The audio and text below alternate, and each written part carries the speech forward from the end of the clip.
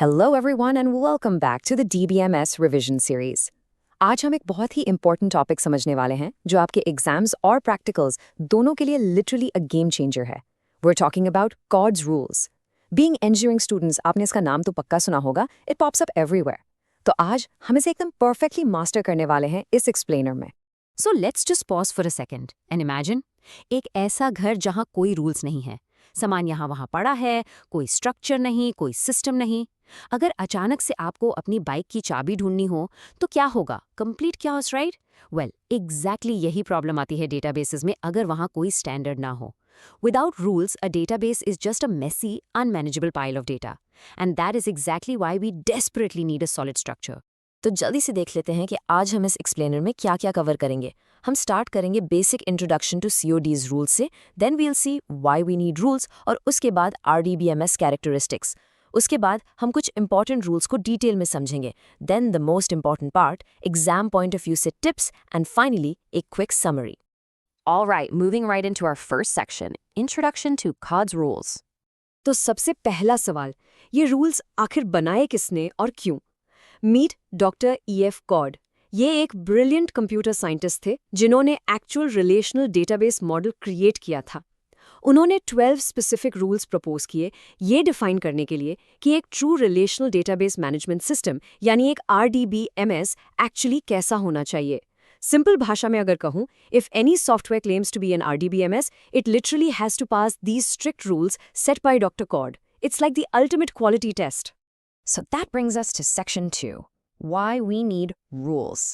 आखिर इनकी इतनी ज़रूरत क्यों पड़ गई? It's actually a pretty logical journey. पुराने टाइम में क्या था? Data was completely chaotic and unorganized. Systems में कोई standardization था ही नहीं. हर कंपनी अपने अलग अजीब तरीके से डेटा स्टोर कर रही थी.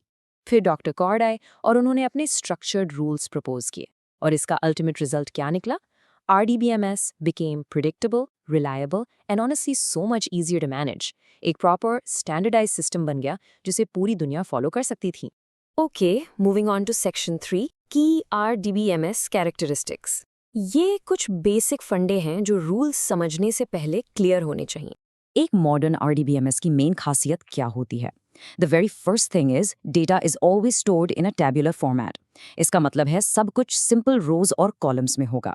उसमें स्ट्रॉन्ग डेटा इंटेग्रिटी होती है, मीनिंग आपका डेटा हमेशा एक्यूरेट और सेफ रहेगा.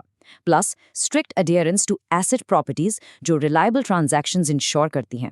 और हाँ, नॉर्मलाइजेशन कैपेबिलिटीज होती हैं ताकि डेटा में रिडंडेंसी या अननेसेसरी डुप्लीकेशन बिल्कुल ना हो. एग्जामिनर्स प्रैक्टिकली इन्हीं कीवर्ड्स को आपके आंसर्स में ढूंढते हैं, so note them down. Now, full focus here, guys. We are entering section 4, important rules explained. हम इन rules को break down करेंगे, so pay close attention. Let's start with rule number 1, the information rule. Picture a basic student marks table. Roll number, name, marks. Rule 1 simply कहता है कि database में सारा का सारा डेटा लॉजिकली टेबल्स के फॉर्मेट में ही होना चाहिए. मतलब हर एक piece of info cell values के फॉर्म में होगी. No hidden files, no weird graphical structures back in में. Everything you interact with is just a value in a table. It's really that simple and transparent. Then comes rule 2, the guaranteed access rule.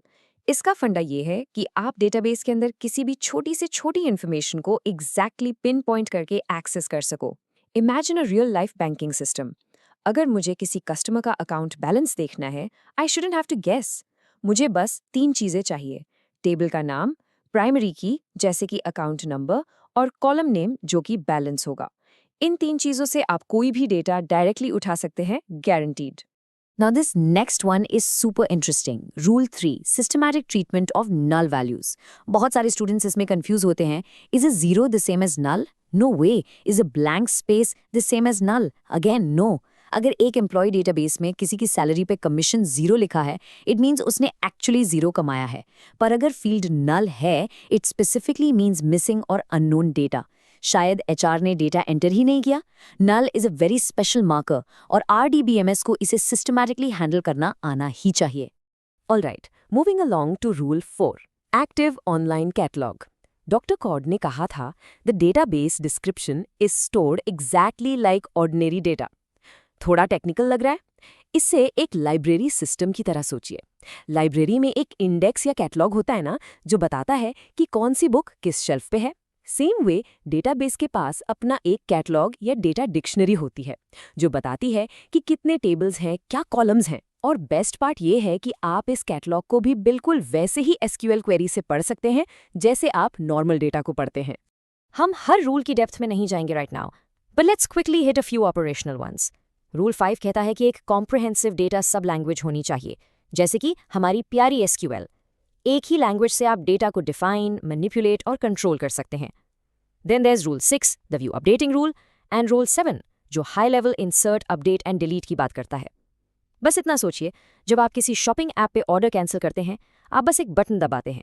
Back and में RDBMS automatically high level पे smoothly records को delete या update कर देता है बिना आपको परेशान किए। Okay, shifting gears now to Section 5, exam point of view. Because let's be real, marks score करना उतना ही important है जितना concept समझना. Let's talk strategy. Number 12, Dr. Cod gave us exactly 12 rules. अब होता क्या है, students panic कर जाते हैं कि क्या exam के लिए सारे 12 rules word to word रटने पड़ेंगे? Let me tell you clearly, बिल्कुल नहीं.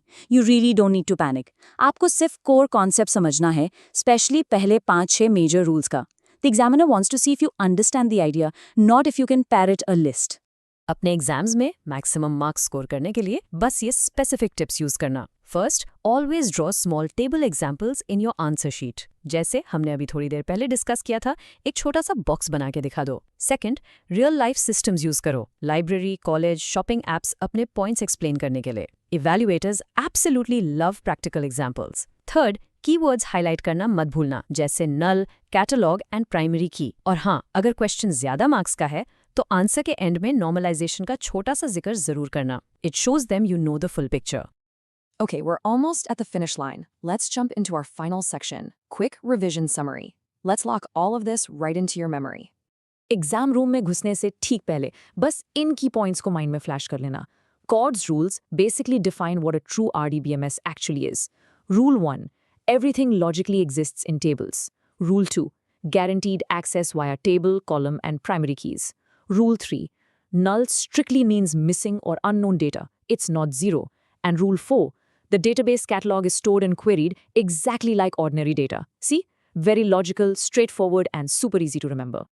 And that brilliantly wraps up our explainer on Cod's rules. पर जाने से पहले एक मजेदार थॉट छोड़कर जा रहा हूं आपके लिए। Is any database 100% Cod compliant today? I mean, think about it. Oracle, MySQL, SQL Server, क्या ये इंडस्ट्री जायंट्स सच्ची में इन सारे 12 रूल्स को स्ट्रिक्टली फॉलो करते हैं? थोड़ा रिसर्च करके देखना, यू माइट बी सरप्राइज्ड। अगर ये एक्सप्लेनर आपको थोड़ा सा भी हेल्पफुल लगा हो तो लाइक, शेयर एंड सब्सक्राइब जरूर करना। Best of luck for your unit 3 exams, keep studying smartly and I will catch you guys in the next one.